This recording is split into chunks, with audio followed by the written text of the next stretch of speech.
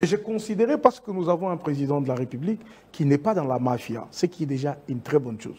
Quand vous avez le numéro 1 du pays qui n'est pas dans des bêtises, vous avez la chance de relever beaucoup de choses.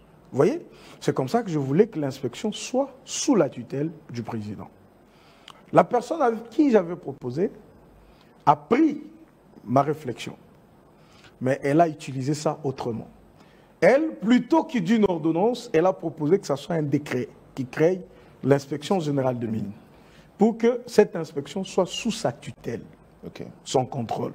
Et c'est depuis 2023 qu'on a mis en place, sans appeler l'architecte que j'étais. Ah, d'accord. Voyez-vous, sans appeler l'architecte que je suis, mais j'ai eu le temps de parcourir. On va parler de quoi? De la malhonnêteté intellectuelle. Par exemple, quand je parcours, j'ai dit, voilà, ils se sont eux-mêmes brouillés. Parce que pour moi, le corps d'inspecteur de mine ne devrait pas être cette transposition de la direction d'inspection qui a toujours existé pour prendre tous ces vieux personnels et les déverser dans la nouvelle inspection générale de mines. Pas du tout.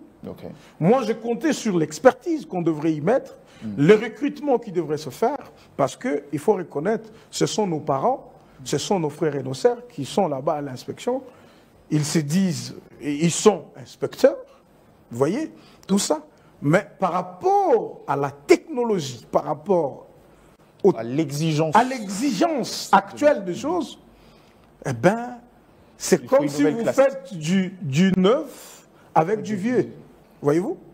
Mais, et ils ont recouru à ce corps-là. Moi, j'avais prévu que ça devrait être momentané.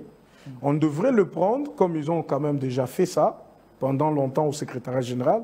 On devrait le mettre, vous voyez, juste pour peut-être présenter ce qu'ils peuvent avoir comme expertise, pendant le temps de recrutement de tout ce qui peut venir. Et on devrait avoir un contrôle beaucoup plus accru avec un chef, un inspecteur général qui se connaît et qui a cette volonté de combattre la mafia.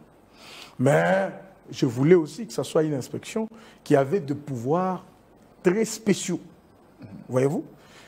Pas qui est conditionné aux autres contrôles qui existent sans possibilité de prépondérance sur ces contrôles. Vous voyez? Alors, ça a été fait comme ça a été fait. L'inspection est en place et il ne s'observe pas un changement. On s'est retrouvé avec une direction de plus.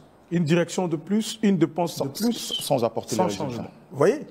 Alors que le vrai problème qu'il y a dans les mines, c'est effectivement le problème des contrôles. On peut ne pas recourir tout de suite à la suppression de permis de recherche, au financement de quoi que ce soit, mais si dans ce qui s'est fait déjà, on sait contrôler, mon frère, si on met seulement le contrôle, on dit on contrôle, et qu'on est sûr que nous avons des gens qui peuvent bien assurer ce contrôle, on peut déjà tout de suite récupérer 10 milliards de dollars. Tout de suite. Parce que, je vais vous donner un exemple, l'exploitation illicite de matières premières, le marchandage illicite. La loi, je crois que ça doit être l'article 299 du Code minier, là où commencent les infractions et les sanctions. La loi punit jusqu'à 250 000 dollars la société ou la personne qui serait en train de faire ces trafics illicites. Mais si je vous dis que 60, on va dire 40%, pour ne pas exagérer, sont dans ces marchandages illicites. On connaît qu'ils sont là, ils sont ici, ils gagnent l'argent, mais ils n'ont jamais écopé